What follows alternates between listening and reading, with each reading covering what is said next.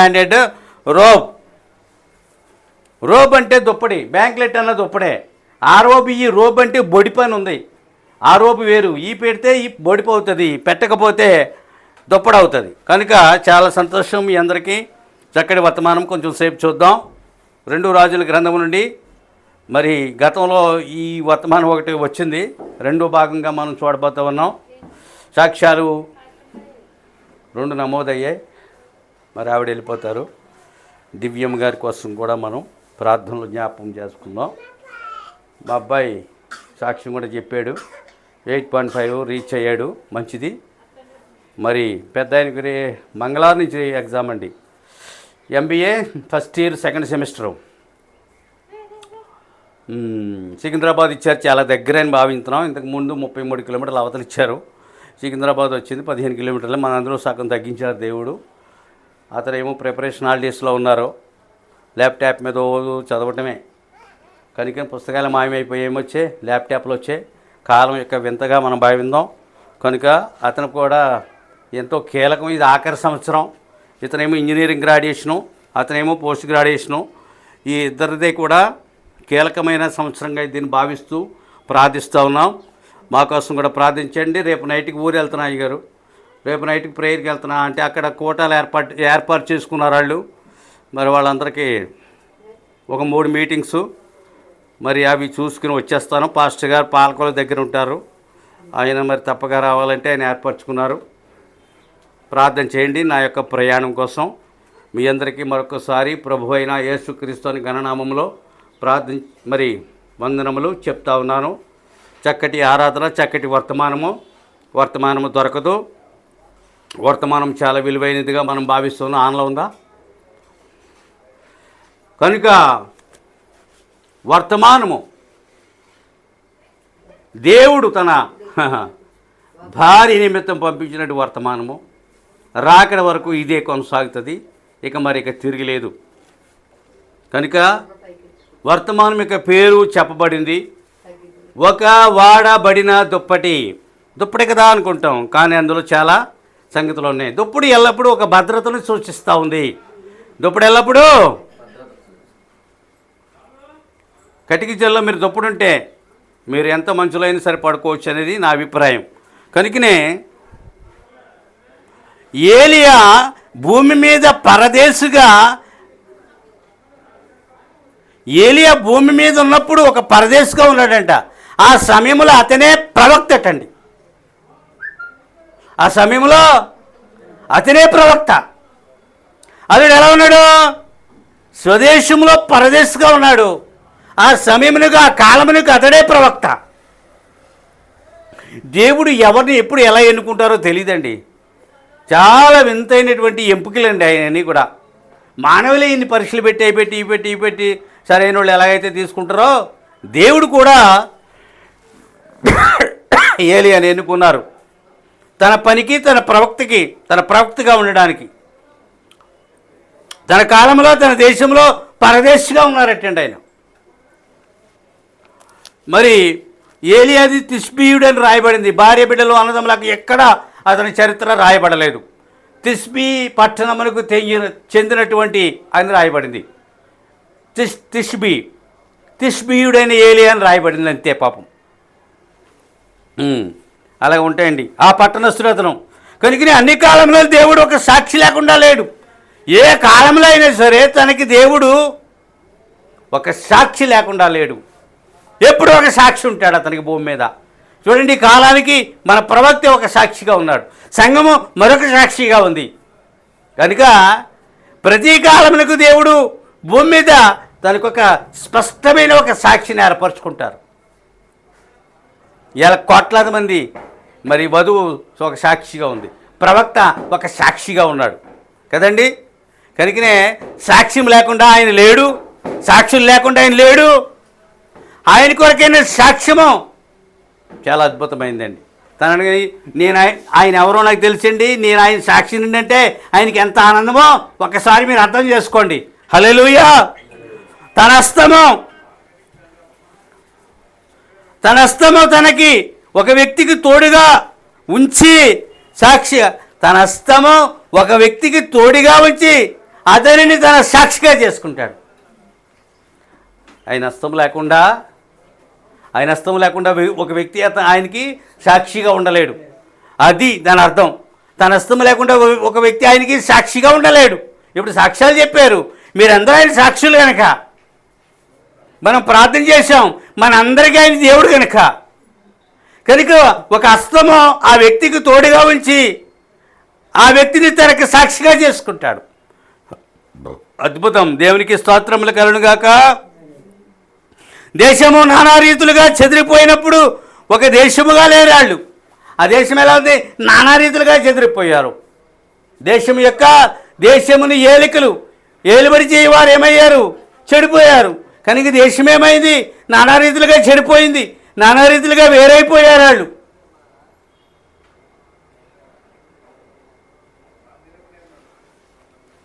కుటుంబ యజమాని చెడిపోతే కుటుంబం చెడిపోతుంది.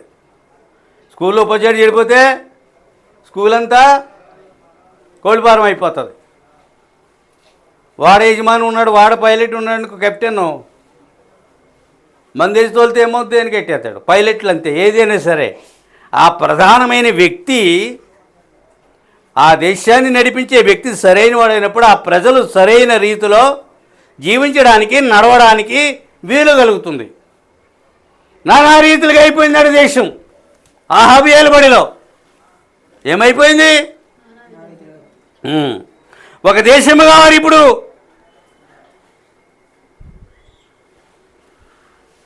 వారిప్పుడంటే ఒక దేశముగా ఉన్నారటండి.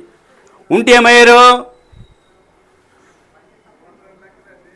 ఏ ఒక్క దేశము వారికి స్నేహంగా లేదట. ఇజ్రాయెల్కి ఏ ఒక్క దేశమా?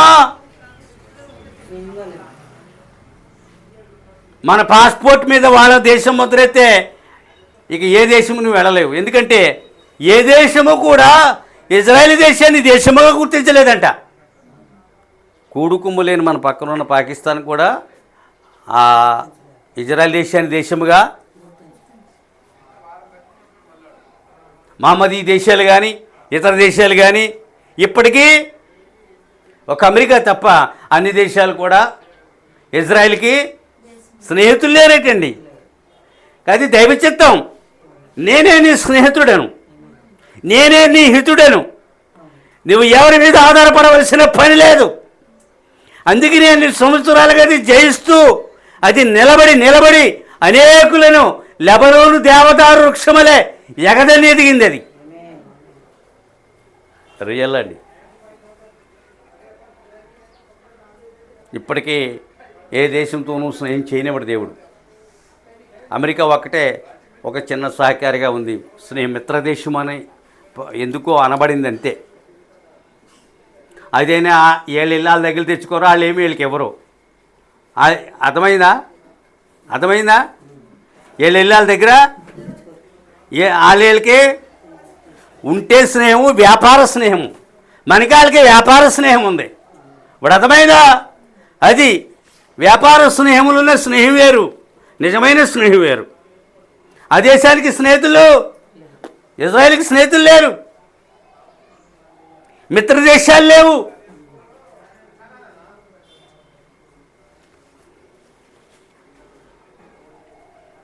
అది ఎప్పటికీ దేవుని ద్వారా నడిపించబడాలటండి. ఆ దేశము దేవుని ద్వారా నడిపించబడాలి. అది దైవ చిత్తము. ఎప్పటికీ ఈ సంఘము దేవుని తన ఆత్మ ద్వారా నడిపించబడాలి. అది దేవుని చిత్తము. రెండు విధాలుగా మాట్లాడాక ప్రవక్త. ఆ దేశము ఆయన ద్వారా, వారికి ప్రవక్త లేడు, పరిశుద్ధాత్మ అంతగా లేదు, కానీ ఆయన దాన్ని నడిపిస్తాడు అంతే. దీనికి ప్రవక్త నాడు, వర్తమానం ఉంది, పరిశుద్ధాత్మ ఉంది. వీటి ద్వారా ఇది నడిపించబడాలి. ఏ సంఘము నడిపించబడిన రీతిలో ఈ యొక్క సంఘము ఆయన ద్వారా నడిపించబడాలి. ఇది ఆయన చిత్తమే, అది ఆయన చిత్తమే. వెళ్ళి చంపిరా, నా కోసం చచ్చిరా. అర్థమైందా? హల్లెలూయా. ఎంత తెలియట్లేదండి. నరహంతుకుడని అనుకుంటున్నారు దేవుడు. నా అబ్బాయి ఒక ఆయన నన్ను ఆపి అలాగే చెప్పాడు, రక్త పిపాసిమి దేవుడు అన్నాడంతే. కాదు అన్నాను నేను. ఎందుకంటే ఆత్మ సంబంధమైన సంగతుల విషయాలు అర్థం చేసుకోవడానికి ఆత్మ సంబంధమైన మనసే మరలా తిరిగి మనకు కావాలి.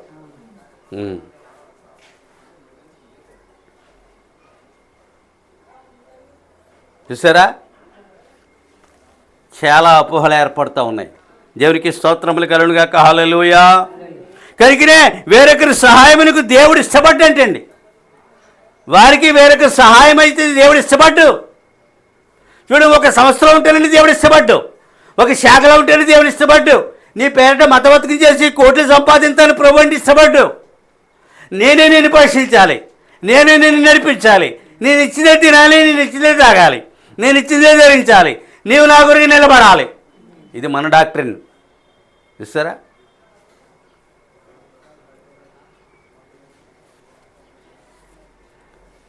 5,000 జత పెట్టుకునే కన్నా 1,500 మనం జతతో మనం చక్కగా జీవించవచ్చు.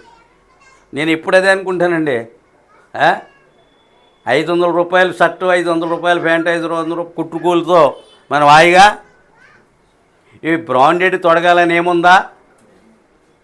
బ్రాండెడ్ తొడగాలని అవినీతితో బ్రాండెడ్ ఏంటి? ఎలాంటిదైనా చేస్తావు. మేము ఎప్పుడు కోరుకునేది అది. ఇంత మంచిగా ఉంది ఇది అన్నం, ఇంత మంచి భోజనం ఒక దినమా మనకి లేదు. ఇప్పుడు ఉంది.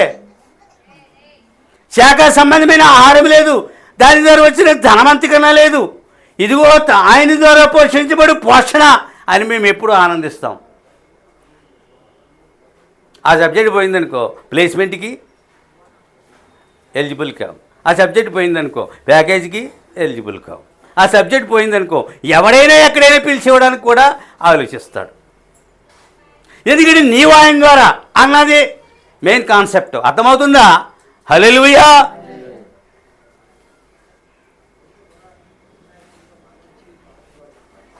ఆయన ఎరుగును, సమస్తము ఎరుగును, మనల్ని ఎరుగును, నన్ను ఎరుగును, మిమ్మల్ని ఎరుగును. కనుక నేనేం చెప్పాను ఇప్పుడు? అది ఎప్పటికీ దేవుని ద్వారా నడిపించబడాలి. వేరొకరి సహాయమునకు దేవుడు అన్నాడు ఇష్టపడాడు. సంఘం అంతే.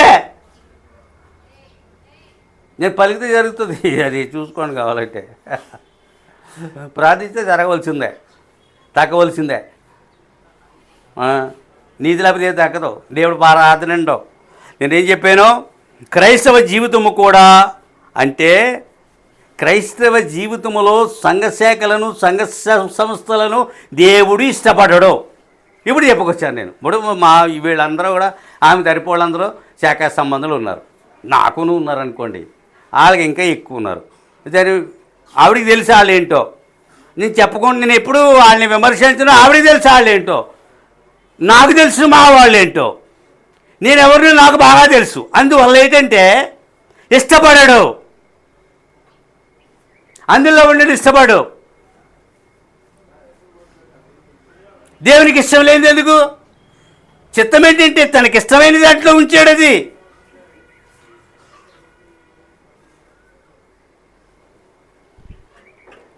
చూడండి.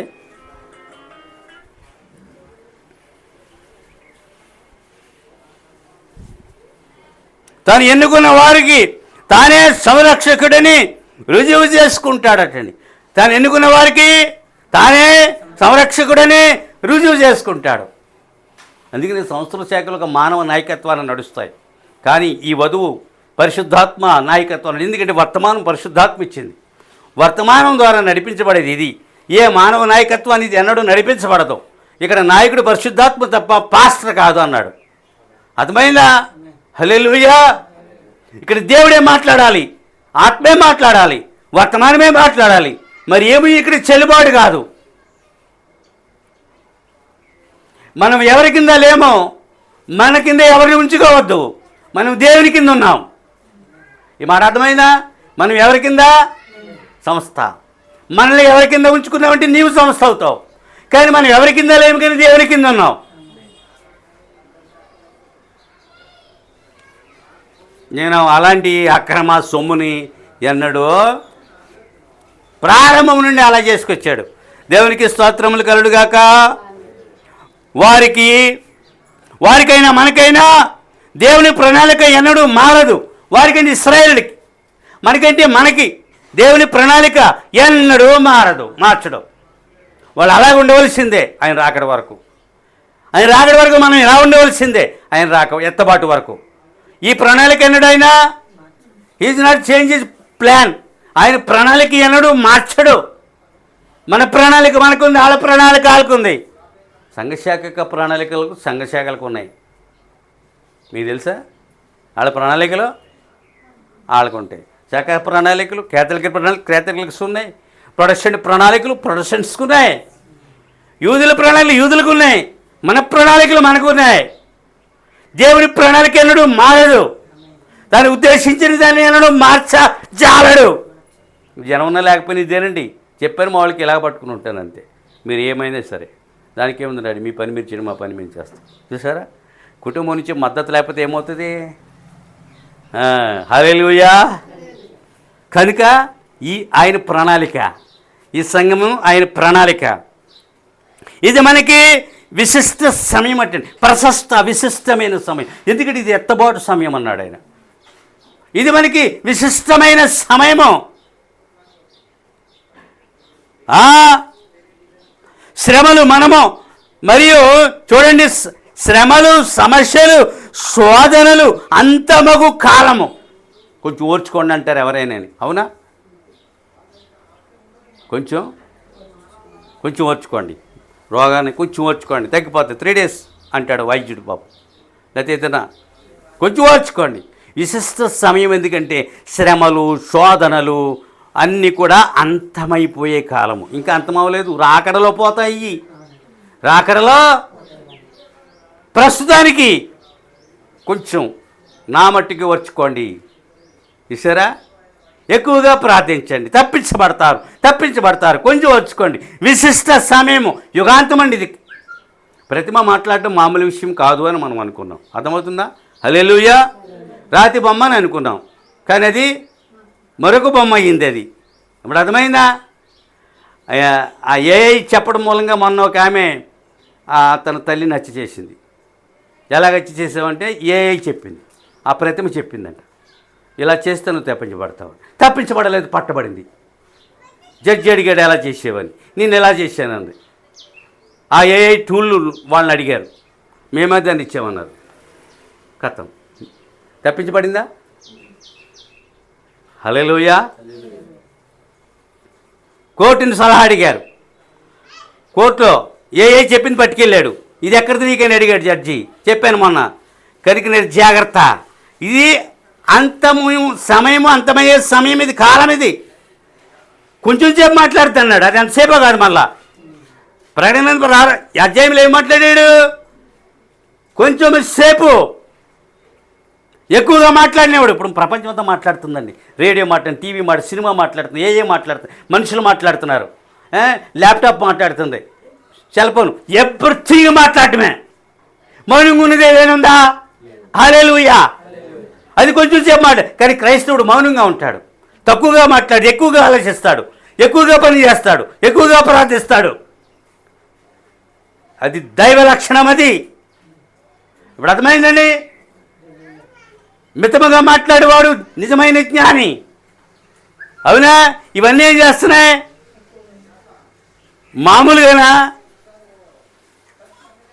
మామూలుగా మాట్లాడట్లేదు.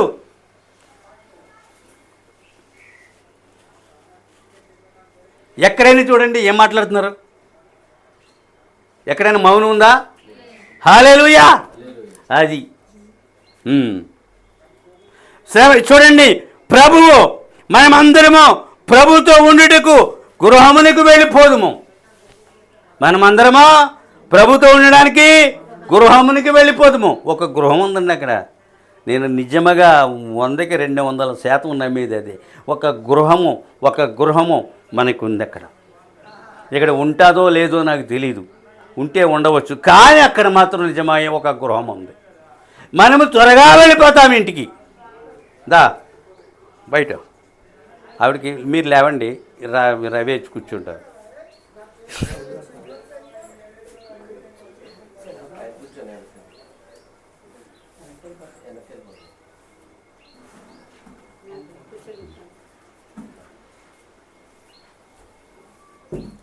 దివ్యమ్మ గారు ఇప్పుడు పైన కూర్చోండి, ఖాళీ కూర్చోండి. కూర్చోమ్మా. పెద్ద మేము మాకే నడువులు అవుతుంది, అందరికీ నడాలు ఉన్నాయి. కనుక నేనేం చెప్పాను?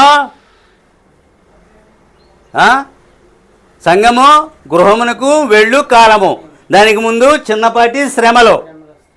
ఫస్ట్ లేవండి, ఇచ్చిన బట్టలే కట్టుకున్నాం, ఆయన ఇచ్చిన వాటితో ఉన్నాం, తిన్నాం, దశాబ్దాలు జీవితాన్ని గడిపాం. అర్థమైందా? హల్లెలూయా. కూర్చోండి. దశాబ్దాలు.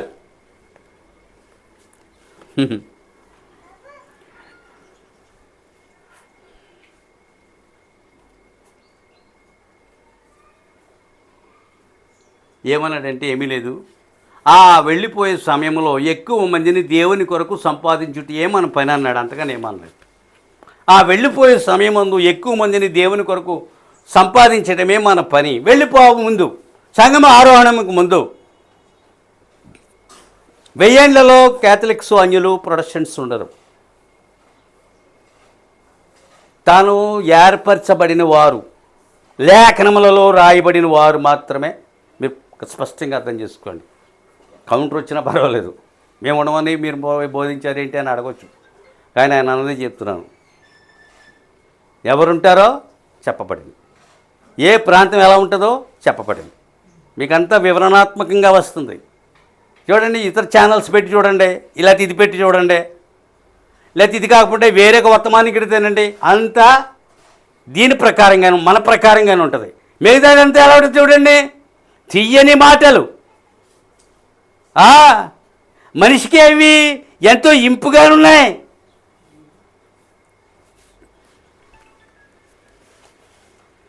ఇంపైన మాట, తీయని మాట కడుపు నింపదు.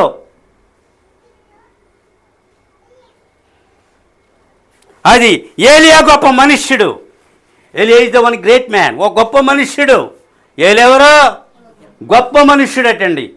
గొప్ప వారిని ఎన్నుకున్నాడు. ఒక నోవాహు, ఒక మోషే, లేకపోతే ఇలాగ చూడండి, ఒక ఆనోకు, ఒక ఏలియా, ఒక ఎలీషా, ఎలాంటి గొప్ప మనుషులు. ఒక పౌలు, ఈ కాలపు ప్రవక్త. ఏలియా ఒక గొప్ప మనుష్యుడు. అది వధువు గొప్ప మనిషి. మరి చెప్పుకోదగ్గ విషయాలు ఇవన్నీ కూడా. గొప్ప మనుష్యుడు ఏదెవరో. అతన్ని అనుకరించేవారు చాలామంది ఉన్నారటండి, ఎక్కువ మంది ఉన్నారు. ఏలేవలే మాట్లాడడం, ఏలేవలే అనుకరించినంత మాత్రాన ఆ వరములు వారిలోకి వస్తాయా? అతనిలాగా వారు ఫలించగలరా? అతనిలాగా వాళ్ళు జీవించగలరా? అనుకరణ ఎంతసేపు ఉంటుంది? మాకు పాస్టర్ గారు నుండి ఆయనలో బోధించాలనుకునేవాడు, మాకు తెలియక. తర్వాత ప్రవక్త గారు చెప్పారు, ప్రవక్త గారు కూడా బిల్లి గ్రామంలో బోధించాలనుకున్నారు, ఓడిపోయాడు. అప్పుడు నేను అడిగాను, ఒక జోసెఫ్ వలే నేను ఎలాగైతే బోధిస్తానో అలాగే బోధించాలి ప్రభువా, ఒక వ్యక్తిని నేను అనుకరించలేనన్నాను. నేను నా ప్రార్థన ఆలకించాడు. చూసారా? అప్పుడు ప్రవక్తగా ఎలా ప్రార్థించాడో నేను కూడా అలాగే ప్రార్థించాను. మీరు మీ వల్లనే మాట్లాడతారు, వేరొకరి వల్లే మాట్లాడితే మీరు ఓడిపోతారు. ఆయన అనుకరించి వాళ్ళు అనేకులు ఉన్నారంటే ఆ దినమందు ఆయనలా మాట్లాడటం, ఆయనలా వస్త్రధారణ, ఆయనలా అంతా కుదురుతుందా? హల్లెలూయా. మరి ఆయనే బాగా ప్రార్థన జవాబులు పెట్టరమను. ఆయన పలక అక్కడ జరిగిపోతే ఆయనలాగా జరిగించమను. అంటే ఆ కాలంలో ఏలియా వలె కొన్ని నకిలీలు ఏర్పడ్డాయి అన్నాడు. అనుకరణకర్తలు ఉన్నారటండి. ఏ కాలంలో ఉంటారండి, చాలా మనం నమ్మాలి. ఏలియా ఎలాంటి వస్త్రమని ధరించాడు, ఎలాగ మాట్లాడతాడు, ఎలాగో ప్రవర్తిస్తాడో చూశారట. అలాగే చేస్తారా? అలా చేస్తే అదేంటిది? నిన్ను ఎన్నుకుంటే నువ్వు దేవుని వల్లే దేవుని చెప్పినట్టుగా చేస్తావు. ఎన్నుకోలేనప్పుడు ఒక మంచి వ్యక్తిని అనుకరించాలని. ఇప్పుడు లోకంలో ఒక ప్రముఖుడు ఉన్నాడండి, ఆయనలాగా వీళ్ళు ఉండొచ్చు. ఒక దైవజనుడు లేక మరొక దైవజనుడు ఎలా తీర్చిదిద్దబడతాడు? దేవుని ఎంపిక లేకుండా, దేవుడు ఎన్నిక లేకుండా ఒకడు దైవజనుడు ఎలా అవుతాడు?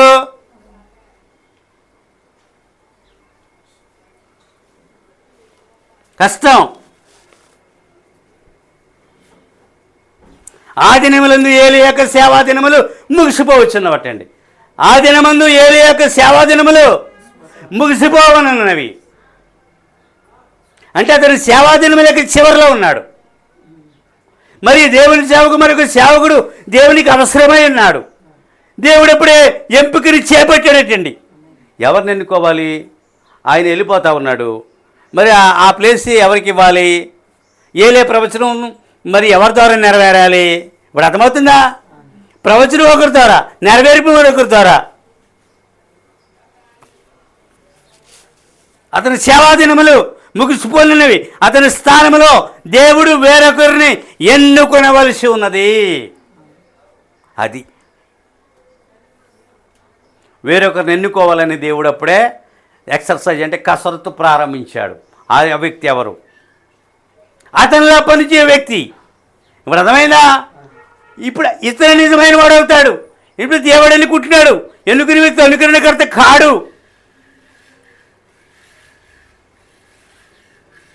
కొంతకాలం శిష్యర్కం చేశాడు ఎలీషా ఏలియా దగ్గర. అర్థమవుతుందా?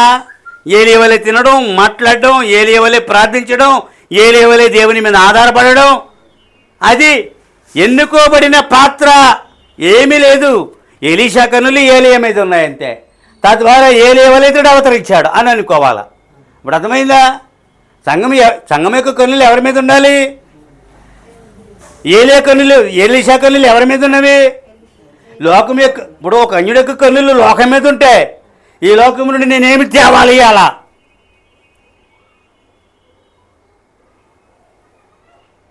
తను అనుకున్నట్టే చిట్లో పెట్టుకుంటాడు.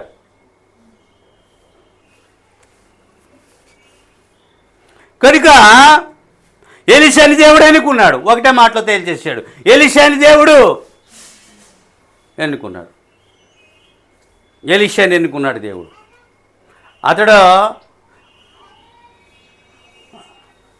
అతడు ఒక శిక్షణా కేంద్రంలో తర్ఫీదు పొందుతున్న కళాశాలలో లేడట.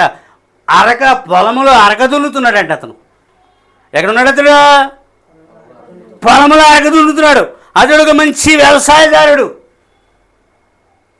12 అరకలండి. 12 అరక అవుతుందండి.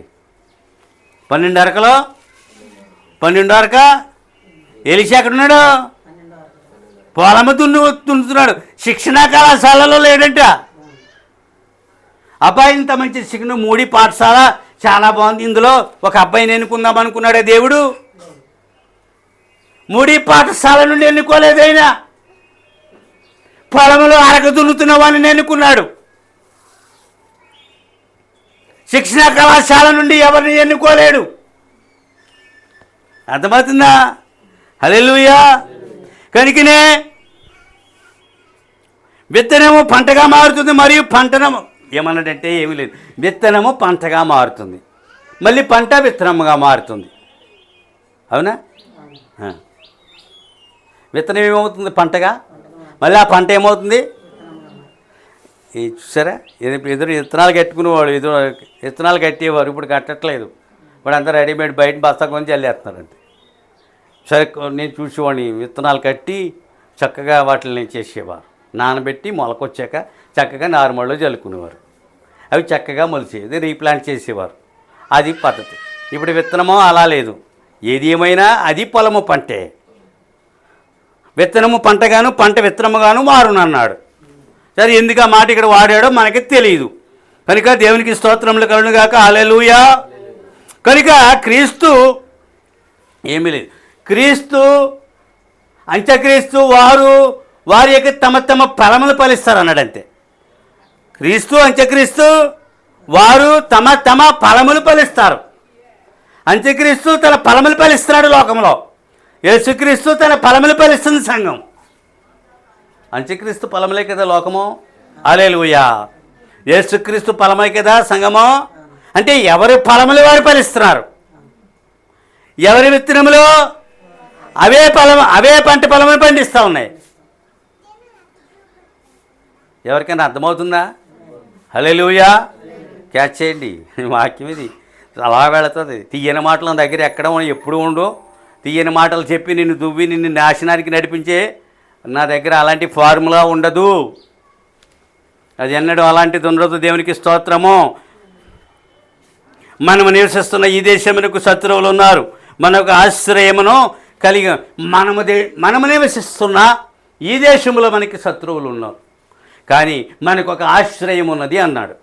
ఇందాకేం చెప్పాను, ఇశ్రాయేల్ దేశమునికి ఒక ఆశ్రయం ఉన్నది. ఆయన ఆ దేశమును ఎవరితోనో శ్రేయం చేయనివాడు. నేనే మిమ్మల్ని కాపాడాలి, నేనే మిమ్మల్ని పోషించాలి. మీరు ఎవరిని మిమ్మల్ని ఎవరికి చేయి చాపనివ్వను. అలా చాపనిస్తే దేవుని మహిమ పోతుంది. ఇప్పుడు అర్థమైందా? ఇప్పుడు మనం చేయి చాపుకోవచ్చు. మనం వెళ్ళి లోకస్తులకు చేయి చాపితే ఎలా ఉంటుంది? బాగుంటుందా? మనిషికి ఆత్మాభిమానం ఉంటుంది, కష్టపడి పని చేసుకుని బ్రతకాలని కోరుకుంటుంది. ఎక్కడో కానీ అవన్నీ చంపుకుని బ్రతికే వాళ్ళు ఎక్కువ ఉంటారు. సరే, అది పక్కన పెడదాం. ఇప్పుడు ఏంటి ఇప్పుడు మనం ఏమన్నాం ఇక్కడ? ఏమన్నాను? ఆ దేశాన్ని ఎవరికి తన పిల్లలను మనల్ని నేను విడవను ఎడబాయను. సరే, అది పక్కన పెడతాం. ఇంకోటి ఏదో ఉంది కదా, మిమ్మల్ని విడవను ఎడబాయను, ఇశ్రాయేలుని కాపాడువాడు కునుకుడి నిద్రపోడు. సరే, అది ఒకటి. మీరు విడవబడరు, భిక్షమెత్తరు. భిక్షం ఎందుకంటే అండి, బతకాలనే కోరిక. భిక్షం ఏంటంటే బతకాలని కోరిక. నిజమైన దేవుని పిల్లలకి లోకంలో ఎక్కువ కాలం బతకాలని ఉండదంటండి. ఈ లోకంలో నేను చాలామందిని ఇంకా 10 సంవత్సరాలు బతుకున్నాను. నేను అనుకుంటాను, నాలో నేను బతికి ఏమి ఉద్ధరిస్తాడు అని ప్రశ్నించుకుంటాను నేను. ఎందుకంటే తమ కాలములు ముగించుకుని వెళ్ళిపోవడమే మంచిది అన్నాడు ప్రసంగి. ఇప్పుడు అర్థమైందా? తమ కాలములు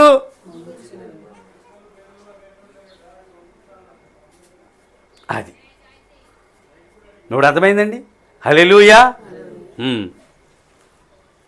అది అన్యులు 110 ఏళ్ళు బతకాలి, 120 ఏళ్ళు బతకాలి. మనమైతే దేవుని కోసమే బతుకుతాం, దానికి ఒక ఫలం ఉంది. హల్లెలూయా. ఇప్పుడు చూద్దాం, మనము క్రీస్తులో సురక్షితముగా ఉందాము. మనకి తిరగలేదు అంతే. ఇప్పుడు ఆ అబ్బాయి పోయిన సబ్జెక్టులు చాలామంది పోయారు కదా, చాలామంది తప్పారు. అది మళ్ళీ రాసుకుంటారులేండి. మనము ఆయనలో సురక్షితముగా ఉంటాం. నేను చదివినప్పుడు కేరళలో 7-8 మంది ఇళ్ళకి పోయారు పాపం. వాళ్ళు ఎంత బాధపడతారు. ఆ దినము నాకు దేవుడు లేడు కానీ అది ఏదో పాస్ అయినందుకు నేను ఎంతో ఆనందంగా. సరే, చూద్దాం. ఇప్పుడు నా దేవుడే నాకు ఒక సహాయం చేశాడు అని అతడు చెప్పాడు. అప్పుడు ఆ సబ్జెక్ట్ని కొంతమంది తప్పినా కానీ ఇతడేమయ్యాడు, పాస్ అయ్యాడు. ఆ దినము దేవుడు లేకపోయినా నేను మానవ శక్తితో పాస్ అయ్యాను. ఇప్పుడు అతను దేవుని కృపచేతనే పాస్ అయ్యాడు. అది ఇప్పుడు ఏమి జరిగినా ఆయన వల్లనే. పాపులకు లోకులకు ఆశ్రయం లేదు, ఆశ్రయపురం లేదు. పాపులకు లోకులకు ఆశ్రయపురం లేదు. ఆయన కాలంలో ఆశ్రయపురములు ఉండేవి, 6 ఉండేవి. ఆ పేర్లు వైపు చెప్పలేను. ఎవరైనా చంపినా, పాపం చేసినా, తప్పు చేసినా ఆశ్రయపురానికి పారిపోవచ్చు. ఇప్పుడు ఒక పాపికి ఒక ఆశ్రయపురం ఉన్నది కదండి. క్రీస్తులోనికి వచ్చి ఏ శిక్ష లేకుండా జీవించవచ్చు. చట్టం పాపులను పట్టుకోదు, నేరస్తులను పట్టుకుంటుందట. What is the difference between criminals and sinners? చెప్పండి. నువ్వు వెళ్ళి ఈ పాపిని పట్టుకోమంటే పట్టుకుంటాడా? పట్టుకోడు. కానీ ఇతని నేరం చేశాడు పట్టుకుంటుంది. ఇప్పుడు అర్థమైందా? పాపికి యేసుక్రీస్తు ఆశ్రయపురము. అది అందులోకి వచ్చిన వాడు ఆ శిక్ష అనేది ఉండదు. అది వాళ్ళకి ఆశ్రయపురాలు ఇచ్చాడు. 6 దేశం మొత్తం మీద 6 పురాలు ఇచ్చాడు, ఆశ్రయపురములు ఇచ్చాడు. అక్కడికి వెళ్ళి వాళ్ళు సురక్షితంగా జీవించవచ్చు. ఏమన్నా చంపేసినా, ఏది చేసినా. ఈ ఆశ్రయం అందుకని లోకులకి, పాపులకి అంటే ఆ లోకస్తులకి ఏ ఆశ్రయము లేదు అన్నాడు. మనకు ఆశ్రయం ఉన్నదండి. బాధ కలిగితే మనం ప్రార్థన చేస్తాం. ఎంత శక్తివంతమైన ఆయుధం అండి ఆ ప్రార్థన అనేది. మేము దానిని జీవితంలో రుచి చూసాం. కనీసం ఇబ్బందిలోనైనా, ఇరుకులోనైనా మీరు పెదవి తెరిచి, నోరు తెరిచి, స్వరమెత్తి కొంచెం సేపు తనకి మర్రపెట్టినప్పుడు ఎంత వేగముగా సమాధానం వస్తుందో తెలుసా? దేవుడు ఏం చేయలేదు. ఏనాడైనా దేవునితో మాట్లాడావా? ఏనాడైనా దేవుడు నీతో మాట్లాడా?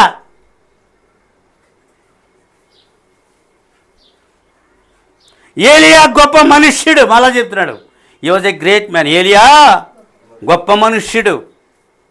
1 రాజులు 2 రాజులు చదవండి, తన చరిత్ర విశదముగా ఉంటుంది. అక్కడ చాలా జాగ్రత్తగా అధ్యయనం చేయాలి దాన్ని. అతని దుప్పటిని ఎలీషా మీద వేశాడు. అరక దున్నుతున్న వాని మీద ఆ దారిని వెళ్తున్నాడు, పొలుతున్నాడు. 12 అరక కనిపెట్టాడు ఎలీషాని. సరిగ్గా ఆ గట్టుకాడికి వెళ్ళినప్పుడు దుప్పటి ఎలీషా మీద వేసాడు. అంతే.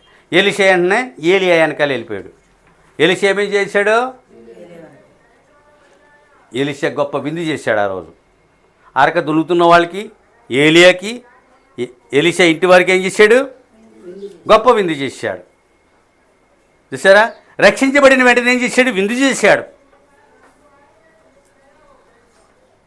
చాలా అద్భుతం ఉన్నది. చాలా గొప్ప విందు చేశాడు ఎలీషా. దేవుని యొక్క దుప్పటి ఎల్లప్పుడూ ఏలియా భుజం మీద ఉండేది. దేవుని యొక్క దుప్పటి ఎవరి భుజం మీద ఉండేది? ఏలియా భుజముల మీద ఉండేది. కానీ ఇప్పుడు అది ఎవరి భుజం మీద వేశాడు? ఎలీషా భుజం మీదకి వెళ్ళింది అది. ఎందుకంటే దేవుడు ఎలీషాని ఎన్నుకున్నాడు. మొదట్లో ఏం చెప్పాను? దేవుడు ఏలియా స్థానంలో ఒక మనుష్యుడిని ఎన్నుకొనబోతున్నాడు. అప్పుడు దేవుని దుప్పటి ఏలియా మీద ఉన్నప్పుడు ఏలియా ఏం చేశాడు? ఆ దేవుని దుప్పటిని ఎలీషా మీద తీశాడు. అప్పుడు ఎలీషా ఏలియా వెనకాల వెళ్ళిపోయాడు. మీకు అర్థమైందా? అంటే దేవుడు అనుకున్న వ్యక్తిని కొనుగొన్నాడు. ఏలియా ద్వారా కొనుగొన్నాడు. ఏలియా దుప్పటి ద్వారా కొనుగొన్నాడు. దుప్పట్లో అభిషేకం ఉందన్నాడు. దుప్పట్లో ఏముంది? దుప్పట్లో భద్రత ఉన్నది. హల్లెలూయా. అది మామూలు దుప్పటి కాదు. యోర్దాను నదిని కొడితే 2గా చీలిపోయింది అది. ఏలియా దేవుడు ఎక్కడని వేసుకొట్టారంతే, టప్పని చీలిపోయింది అది అటు ఇటును.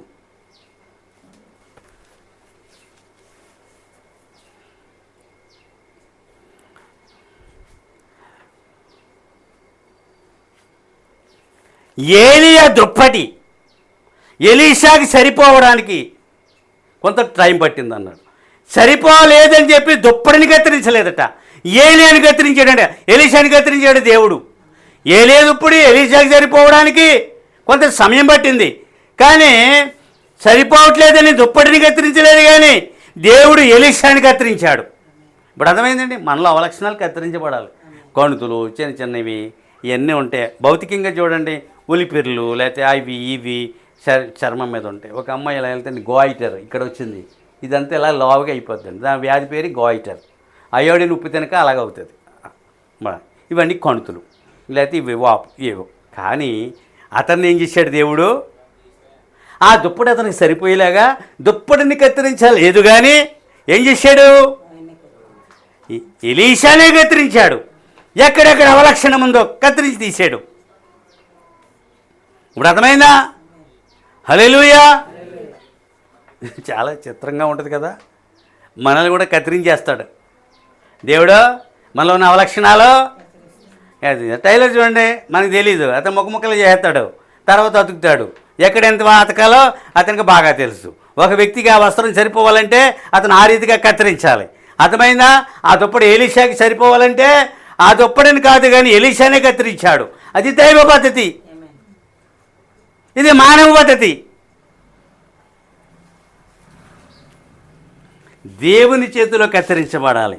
అవలక్షణములన్నీ పోతాయి, అబద్ధాలు పోతాయి, బూతులు పోతాయి, శాపగ్రస్తమైన సంగతులు పోతాయి. మానవుడికి ఒకటి అలవాటు ఏంటండి? ఇతరుల మీద అపరాధములు మోపడమే మనిషికున్న అలవాటు ఏంటండి. దాన్ని స్టడీ చేసి విసిగిపోయానమాట. ఎందుకు ఒక మనిషి మీద మనం అపరాధము మోపుతున్నాము? ఎందుకు ఒక మనిషి మీద మనము అబద్ధ సాక్ష్యములను పలుకుచున్నాము? ఎందుకు ఈ నోరు అబద్ధములు పలుకుచున్నది? పలకవద్దని దేవుడు చెప్పాడు కదా. మీ నోరుని జయించండి, మీరు ఈ లోకాన్ని తప్పగా జయిస్తారు.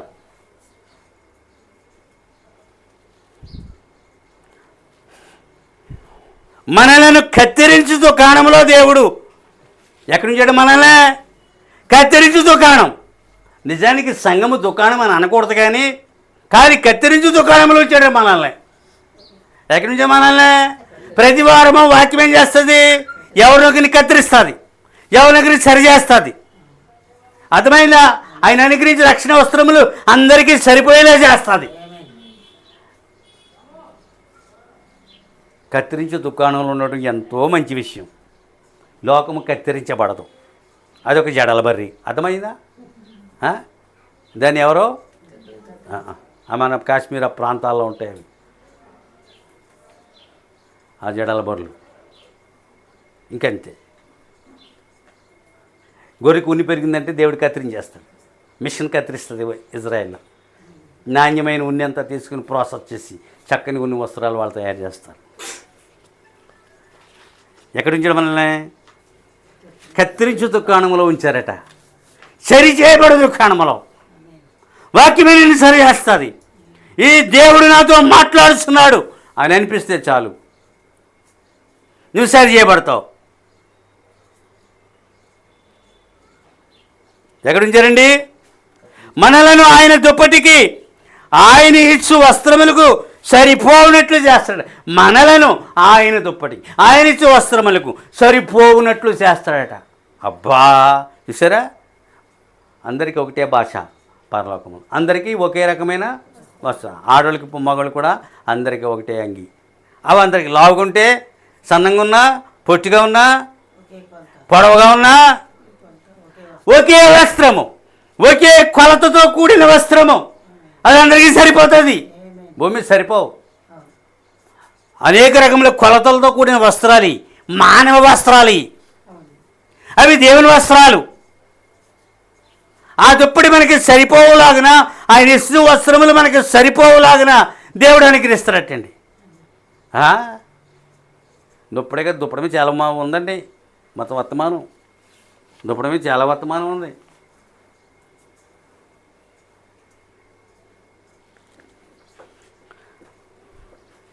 సరిపోవునట్లు చేస్తాడు. సమాధి ముందు నార వస్త్రాలు విడిచబడ్డాయి. ఇది మానవుని వస్త్రాలు. ఏమన్నా నమ్ముతున్నారా? ఆయన ఏ వస్త్రాలు ఉన్నాడు? అప్పటికే మహిమ వస్త్రాలు. మరి ఆ వస్త్రాల గురించి ఎవరైనా ఇంతవరకు స్టడీ చేశారా? అదేంటి ఆ వస్త్రాలు చూసారా? ఎంత చిత్రమో. అవి ఎలా విడగబట్టి అక్కడ ఉన్నాయి చూసావా? ఆ వస్త్రాలతోటి ఆయన పెట్టేశారు అందులో. ఇప్పుడు అర్థమైందా? పునరుద్ధానుడు అయిన తర్వాత వస్త్రాలు వాటికి అవే ఊడిపోయి దేవుని శరీరం మీదకి మహిమ వస్త్రాలు వచ్చేసాయి. మానవ వస్త్రం ఎక్కడున్నాయి? అది శరీరం ఏం ధరించాడు? చూశానండి ఆ వస్త్రాలు, నేను చాలా బాగుంటాయి. నేల మట్టికి ఈడ్చేస్తాయండి. మనం ఇలా ఉన్న ఆడుగున్నర వస్త్రం నేల మీద ఉంటుంది. అంతటి అలాగే ఈడ్చుకుంటూ వెళ్ళవలసిందే. అంతటి పెద్ద వస్త్రం పాదాలు కనబడవండి. చూసారా? ఇది మానవుని వస్త్రం, నార వస్త్రం. అది ఏ వస్త్రం? అది నార వస్త్రములు విడవబడి ఉండడా అని రాయబడింది. నార వస్త్రములు విడవబడి ఉండడా అని రాయబడింది. కానీ మహిమ వస్త్రాల్లో ఉన్నాడు. మానవ వస్త్రం. ఇప్పుడు ఆదామవ్వలకి అవి ఇచ్చారు. అవి అంతే, అవి చివికిపోతాయి. మళ్ళా వారు ఏం చేయలే? ఓ పశువుని ఇంకా ఈ పోతాయి ఒక ఏడాదిలో అనిపించుకుని మళ్ళీ పశువుని వధించి దాని చర్మాలు తీసి దాన్ని బాగు చేసి ఆవిడ కోసం ఒక డ్రెస్, ఇతని కోసం డ్రెస్ వాళ్ళు చేసుకుంటారు లేదా? ఆ దినం యొక్క వస్త్రాలు అవి. ఈ దినం యొక్క వస్త్రాలు ఇవి.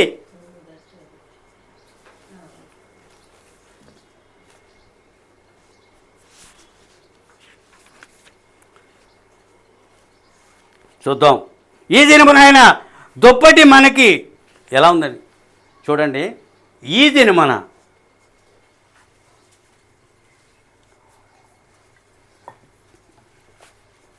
దుప్పటి ఒక బాప్తిస్మం వలె ఉన్నది. అంటే ఎలీషా మీద వేయగానే ఎలీషాకి ఏమొచ్చింది? బాప్తిస్మం వచ్చిందా? అంటే అభిషేకం వచ్చిందా అని అనుకోవాలి. అది ఒకటి. కానీ ఆ దుప్పటి మనకి ఈ దినము ఒక బాప్తిస్మం వలె ఉన్నది అన్నాడు. చూసారా? ఆ దినమున దుప్పటి వాడాలి. ఈ దినము నీటి బాప్తిస్మం వాడుతూ ఉన్నాడు. దుప్పటి బాప్తిస్మం వలె ఉందన్నాడు. ఇప్పుడు ప్రతి వ్యక్తిని రక్షించాలని పర్లోకం దుప్పటి పడుతుంది ఏంటి? పడదు. ప్రతి వ్యక్తిని రక్షించడానికి పౌరుజలం దేవుడు అనుగ్రహించాడు. వాక్యంలో చెప్పబడిన రీతిగానే వెళ్ళి నీటిలో మునుగుతావు. ఎలా ఉన్నట్టే దుప్పటి? బాప్తిస్మం వలె. ఏలియా వెలిచినప్పుడు ఆ దుప్పటిని ఎలీషా మీదకి వేసేసాడంట. ఏలి వెలిచినప్పుడు ఆ దుప్పటినే ఎలీషా మీదకి వేసి అతడు దుప్పటిని పొందుకున్నాడు. మానవజాతి ఇప్పటికీ దుప్పటి వాడుతుంది, వాడదండి. అది మానవులు ఇప్పటికీ దుప్పట్లు వాడతారు. ఆ కాలంలోనే కదా దుప్పటి ఉంటా, ఈ కాలంలో కూడా ఇవి మానవులు వాడే దుప్పళ్ళు. కానీ ఒకే ఒక దుప్పటి ఉంది, అది దేవుని దుప్పటి, అది ఏలే దుప్పటి, అది ఎలీషా దుప్పటి. ఒకరి నుండి ఒకరు పొందుకున్నారు అది. కానీ ఎలీషా తన దుప్పటిని మరి గెహాజీకి ఇవ్వలేకపోయాడు, ఇచ్చినట్లు ఎక్కడ రుజువులు లేవు. ఇప్పుడు అర్థమైందా? ఆ దుప్పటి యొక్క చరిత్ర ఎలీషాతో ఆగిపోయింది. అర్థమైందా? అది అద్భుతాలు చేసిన దుప్పటంట. అది ఏం చేసింది? అది అద్భుతాలు చేసింది. అది ఇంక ఏలియాకి ఆరోహణం తర్వాత ఆ దుప్పటితో పని లేదు, అది శిష్యుడికి అవసరము. పునరుద్ధరణ దేవుడికి నారవస్త్రములతో పని లేదు. ఇప్పుడు అర్థం చేసుకోండి, అర్థమవుతుందా? బహుశా ఎలీషాని అదే దుప్పటితో చుట్టి సమాధిలో పెట్టి ఉండవచ్చు. హల్లెలూయా.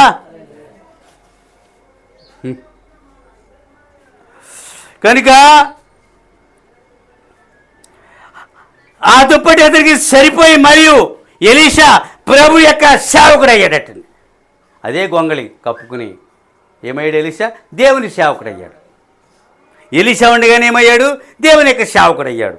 ఎలీషా ఏలియా యొక్క శిష్యుడు, ఏలియా ఎలీషా యొక్క గురువు.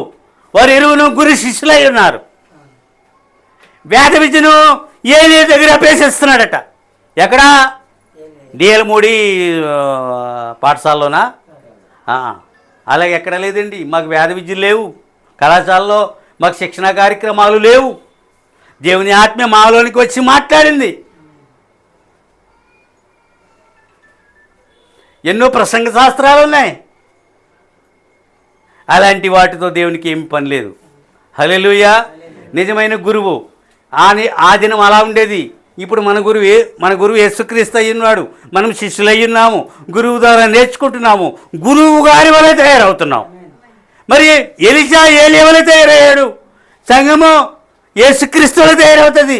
యేసుక్రీస్తు ఇప్పుడు మన గురువు అయి ఉన్నాడు, మనం శిష్యులు అయి ఉన్నాము. గురు యొక్క ఉద్దేశాన్ని గ్రంథంలో ఉంచాడు. వాడు అర్థమైందా? హల్లెలూయా. ఇప్పుడు ఏలియాకి ఏమైనా గ్రంథం ఉందా? యెహోవా ఎలాగూ సెలవిచ్చుచున్నాడు. వర్తమానం ఏంటి? యెహోవా ఎలాగూ సెలవిచ్చుచున్నాడు. ఆనాడు ఎలీషాకి అదే, ఈనాడు సంఘానికి కూడా అదే. యెహోవా ఎలాగూ సెలవిచ్చుచున్నాడు. ఎంత అద్భుతం అండి!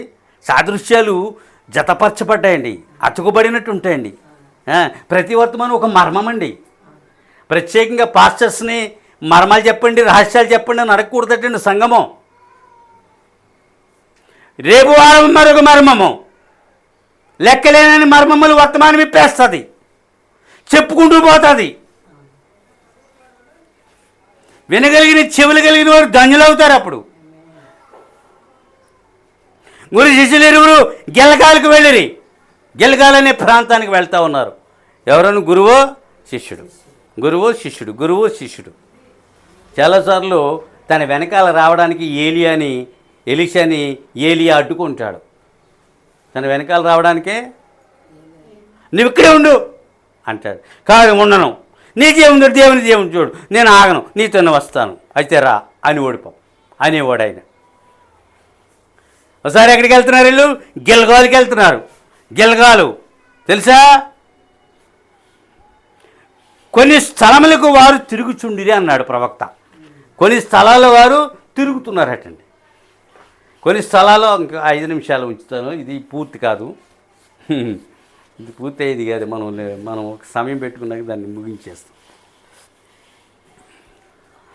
అయినను కొన్నిసార్లు ఏలియా నా వెంబడి రావద్దని ఎలీషాతో చెప్పుచుండెను.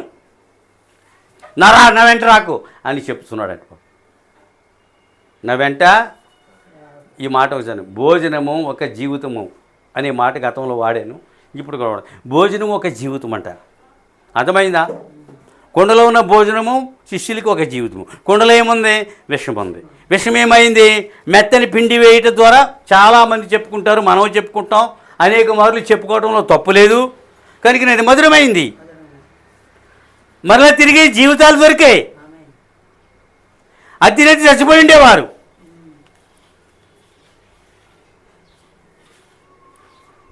భోజనం ఒక జీవితము.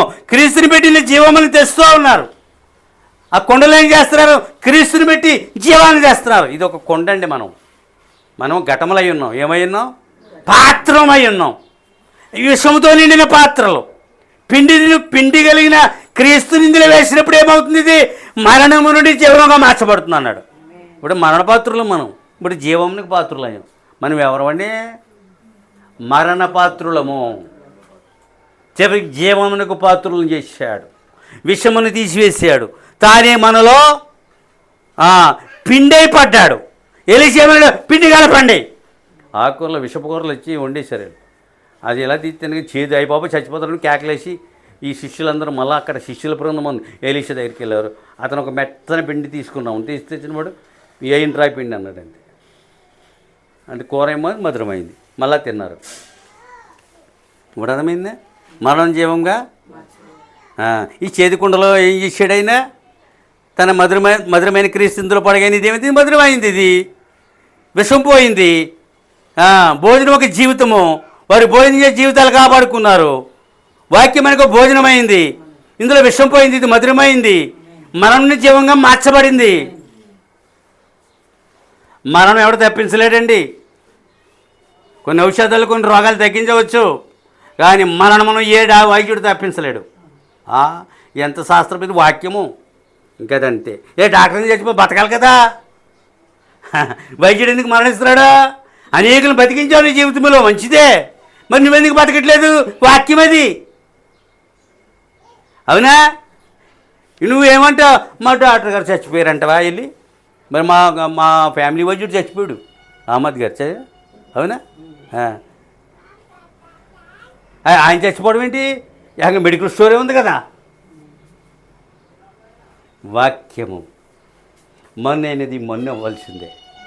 అది దయచేసిన ఆత్మ దేవుని ఎదుకు వెళ్ళవలసిందే. అర్థమవుతుందా? అది వాక్యము. ఇలా 150 సంవత్సరాలు అంటున్నారు కాదు. మానవుడు నిజంగా బతికింది 1000 లోపు బతికాడు. అది నిజమైన వయస్సు ఆ దినమందు. అర్థమైందా? 10 అంతలు తగ్గిపోయితే ఒక అంతకు వచ్చింది ఇప్పుడు. హల్లెలూయా. కనుకనే ప్రియులారా, మన చేతులలో ఆయన ఉన్నాడట. మనమేమో ఆయన చేతుల్లో ఉన్నామట. పెద్ద పెద్ద లోయలు, పెద్ద పెద్ద పర్వతములు ఎక్కడానికి, లోయలలో దిగడానికి, కొన్ని చీకటి స్థలాల్లో సంచరించడానికి మన చేతుల్లో ఉన్న ఆయన మనకు ఉపయోగపడుతున్నాడట. మన చేతుల్లో ఉన్న ఆయన అది మన చేతుల్లో ఉన్నాడు కనుక పర్వతం ఎక్కొచ్చు, ఒక లోయలో ఒక చీకటి స్థలాల్లో. ఎందుకంటే మనతో ఉన్న దేవుడు అని అర్థం. ఆయన మనతో ఉన్న హల్లెలూయా. ఏలియా వెళ్ళిపో అన్నప్పుడు నీ జీవము తోడు, యెహోవా జీవము తోడు నేను వెళ్ళను. ఏమన్నా ఎలీషా? నువ్వు వెళ్ళిపో. ఎలీషా వెళ్ళిపోవయ్యా, నేను వెళ్ళను. నీ జీవము తోడు, యెహోవా జీవము తోడు, నిన్ను విడిచి వెళ్ళను. అలా ఉండాలండి భక్తి. ఎప్పుడు కూడా శ్రమ వచ్చినప్పుడు పారిపోతారు. అన్ని ఇక్కడ అలా ఉండదండి. ఇది అలా పడ్డారు తగ్గే నేను పారిపోతాడుగా కాదు. ఏది ఏమైనా నీతోనే. చూసారా? అంజలికి శ్రమలు రావట్లేదా? అంజలికి శ్రమలు రావా? ఇక్కడ వస్తే తప్పించడానికి ఒకడు ఉన్నాడు, రెడీగా ఒకడు ఉన్నాడు. ఇక్కడ ఆయన పర్వతాలు ఎక్కడానికి, లోయలో సంచరించడానికి, చీకటిలో తిరగడానికి, అక్కడ ఎదురయ్యే ఆపద ప్రమాదములను తప్పించడానికి ఒకరుంటూ నీకు ఉన్నాడు.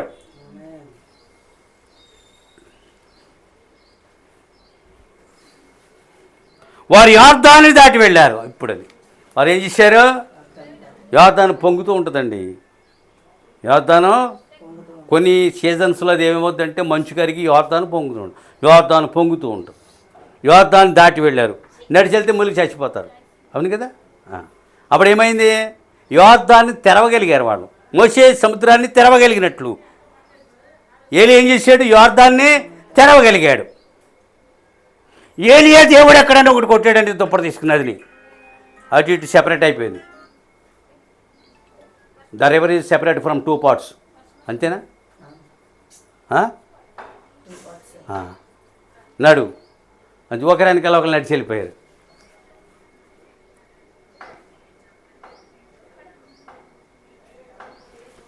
ముగించేస్తాను.